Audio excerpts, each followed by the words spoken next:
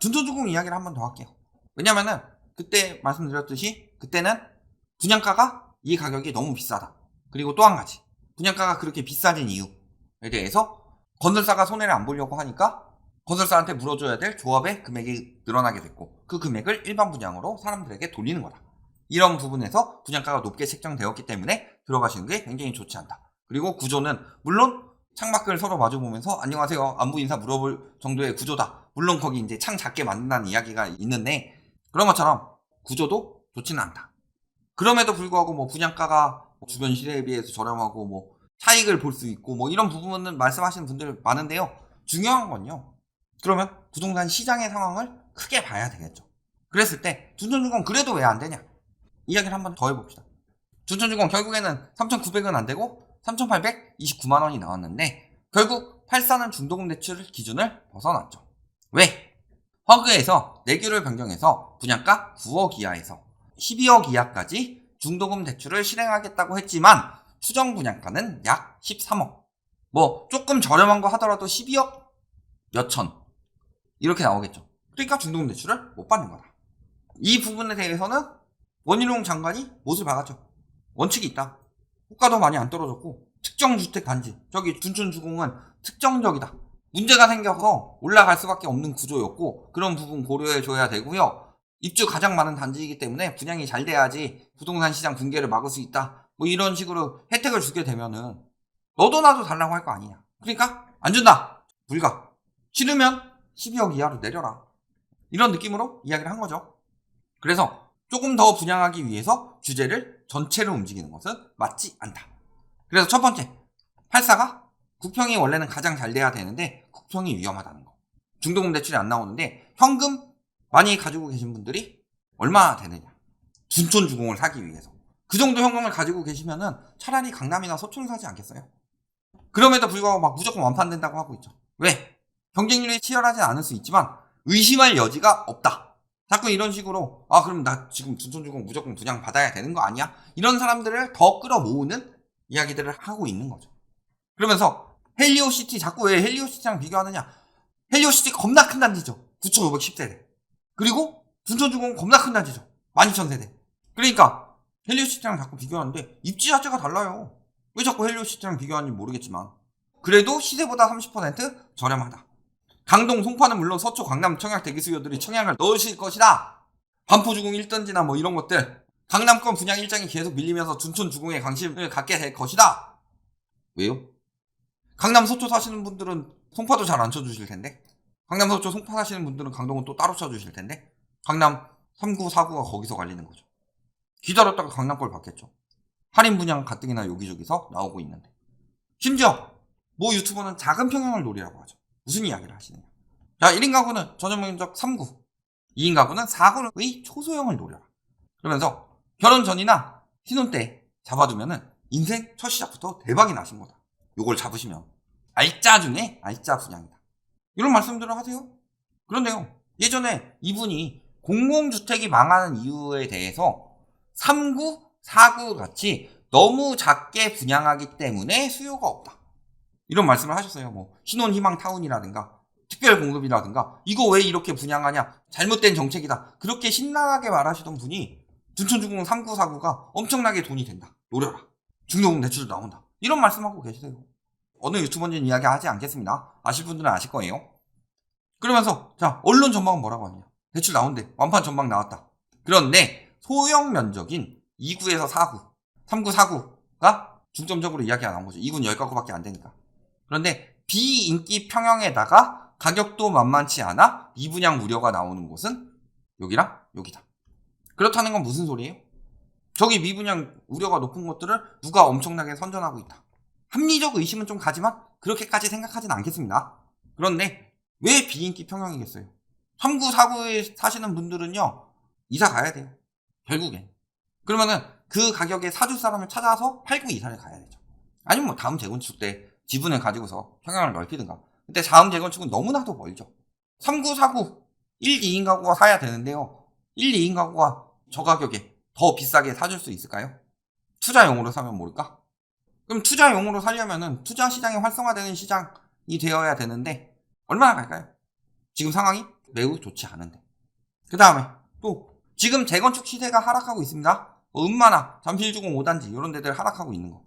또 라이트하우스가 샀다는 올림픽 선수 기자촌 뚝 떨어지고 있습니다. 라이트하우스 망했네요. 안 샀어요. 몇 번 말하지만.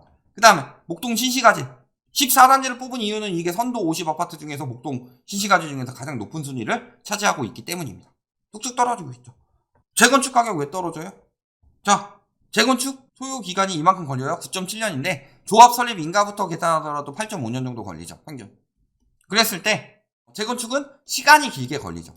길게 걸리는데 전세도 놓는데 대출을 끼죠. 근데 전세에 또 2주 보내면은 2주비 대출도 받아야 된다. 이걸 가지고 보유를 했을 때 다 하고 착공부터 준공까지만 해도 2년 넘게 걸리죠.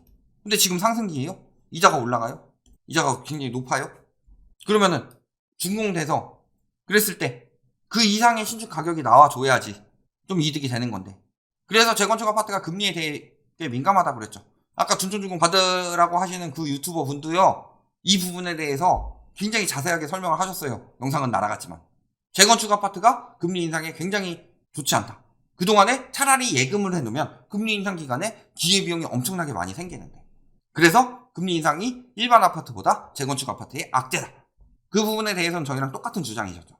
그런 상황이다. 그래서 재건축들이 가격이 떨어지고 있고 추진이 잘 안 되는 거예요. 그래서 들어갈 돈은 많은데 분양가를 높이자니 사람들은 분양가 높다고 안 받고 그렇다고 보니까 자재비는 올라가고 있고 악재가 쌓이고 있다는 거죠.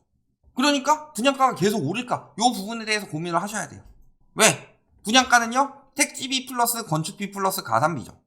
근데 땅 말고 아파트만 봅시다. 이 건물이에요. 건물 자체는 감가상각되죠. 건물 가격은 계속 감가상각이 될 수밖에 없다. 그런데 아파트 값이 왜 저렇게 올라요? 그건 땅값이 오르고 있기 때문이죠. 즉 택지비가 오르고 있다는 소리다. 그러면은 택지비가 올랐기 때문에 건물값이 오른 거예요. 근데 지금 집값이 떨어지는 이유는요. 아파트 자체는 변한 건 없어요. 그렇다는 것은 그 땅에 대한 가치가 떨어지고 있다는 소리죠. 그럼 택지비가 떨어지고 있으면 분양가는 당연히 떨어질 수밖에 없죠. 물론 건축비가 조금 올라가더라도 건축비가 올라가는 비중은 그렇게 크지 않다고 그랬어요. 저희 예전에 그 발표한 보고서 했죠. 건축비에서 원자재가 들어가는 20% 초중반대 정도밖에 안 되고 거기다가 이제 계약하는 양이 중요한 거지 일부 가격 변동은 그렇게 영향을 많이 받지 않는다. 그래서 실질적으로 1.2%포인트 정도의 영향을 받는다. 이렇게 분석된 것을 건설사에서 낸 자료가 있어요. 그렇다는 것은 분양가가 오르기 위해서는 땅값이 올라야 되는데 지금 가치가 떨어지고 있는 것은 땅값의 가치가 떨어지고 있는 거다. 왜? 땅값에 거품이 꼈으니까. 그러니까 지금 분양가가 높게 나온 이유는 뭐 때문이에요? 택지비가 높게 책정이 됐고 건축비에도 조금은 해먹고 거기다 가산비 엄청 붙여가지고 해먹고 그러면서 원가 공개 안 하고 이게 핵심인데 얘가 빠지게 되면은 그게 언제까지 유지가 되겠느냐. 건설사 입장에서 완판시키는 게 좋죠. 무조건 비싸게 파는 게 좋은 게 아니에요. 비싸게 팔아도 좋은 사람들은 조합이고. 자, 그리고 과거 헬리오시티 때도 전세 대란 조짐하더니 전세 대란 났었죠. 그래서 저희가 전세 대란 나는 부분에 대해서 많이 분석을 했었죠. 전세가 막 떨어지고 입주 막 안 되고 그랬었는데 막 무리하게 그때 영끌하신 분들 굉장히 많았죠. 그런데 결국에는 그때 막 저희한테 반박하는 의견을 내시던 분들이 뭐라고 하셨냐. 미성, 크로바, 진주 아파트가 이주 수요가 생겨서 이들이 메꿔줄 것이다. 사실은 말이 안 되는 상황이었어요. 근데 그 말에 넘어가서 급하게 계약하신 분들이 굉장히 많겠죠. 왜? 여기랑 여기의 전세가 차이가 엄청나게 큰데. 그러면 그분들의 말씀대로 가봅시다. 자, 미성, 크로바, 진주 아파트 이주 수요가 굉장히 많이 나왔다. 대량 공급이 들어왔는데 저희가 예전에 말씀드린 대로 전세가에 영향을 주는 것은 금리도 있지만 신축 입주와 그 다음에 멸실이 있다고 그랬죠. 근데 신축 입주가 들어오는데 멸실로 상세를 했다. 그렇다면은 둔촌준공 때도 생각을 해봐야 되겠죠. 둔촌준공 때는 어떻게 될 것이냐. 자, 세대수 비교해볼게요. 헬리오시티랑 자꾸 비교를 하니까 헬리오시티는 9,510세대고 둔촌준공은 12,032세대다. 25% 이상 높더라. 더 많은 물량이 들어오더라. 그랬을 때 분양가 자체는요 7억 후반에서 9억 초반이죠. 근데 여기는 12억에서 13억이에요. 분양가 가지고 그때랑 지금 시기가 다른데 이걸 보자는 게 아니라 그래서 너무 비싸다 이 이야기를 하는 게 아니라요. 얘를 갔을 때 얘보다 비싼 가격에 사는 것보다 얘보다 비싼 가격에 사는 것이 더 힘들다는 거죠. 그리고 요 아파트가 분양할 때는 상승기 초반이었어요. 요 아파트가 분양하는 건 지금 하락기 초반이죠. 요 부분도 비교를 해봐야 되는 거고. 그 다음에 재건축 분위기 지금은 좀 재건축 추진이 난관을 겪고 있죠. 오히려 난관을 겪는 이유는 정부에서 규제를 하기 때문이 아니라 정부에서 완화를 해주는데 사람들이 분양을 받고 있지 않기 때문이죠. 그래서 난관을 겪고 있다. 그러니까 재건축 아파트 가격들이 금리 인상과 더불어서 분양시장 분위기가 좋지 않으니까 추진을 하지 않고 있는 거다. 그러면요, 공급 부족 이야기 또 하시겠죠? 근데 잘 생각해보세요. 이 난관이 언제까지 갈 것이냐. 그랬을 때 입주해요? 아까 이야기했지만 활성화됐으니까 근처에 진주아파트, 미성, 크로바 이런 대단지들이 재건축 추진을 하면서 뭐 한 거예요? 멸실을 만들어냈죠. 이게 버텨줬다고 그분들이 말씀을 많이 하셨죠. 그런데 지금은 난관을 겪고 있다. 그러면 어떻게 돼요? 입주는 25% 더 많은데 멸실은 주변에 생길 가능성이 매우 적다. 그러면 누가 받아줄 것이냐? 여기 내가 들어갈 수 있을 만큼 충분히 여력이 되는 사람들, 근데 DSR 때문에 그렇게 많지는 않겠죠? 그런 사람들도 있을 테고, 아니면 전세 놓을 생각하시는 분들도 많을 텐데 전세 가격이 뚝뚝 떨어지거나 공실이 날 가능성이 매우 높죠. 언제보다? 그러니까 2019년 초반에 있었던 헬리오시티발 전세 대란보다 이때는 훨씬 더 심각하다. 거기에 금리도 이 시기에 1.5였죠. 적어도 1.5보다 높지 않겠느냐. 이런 부분을 봤을 때 전세 대란도 와요.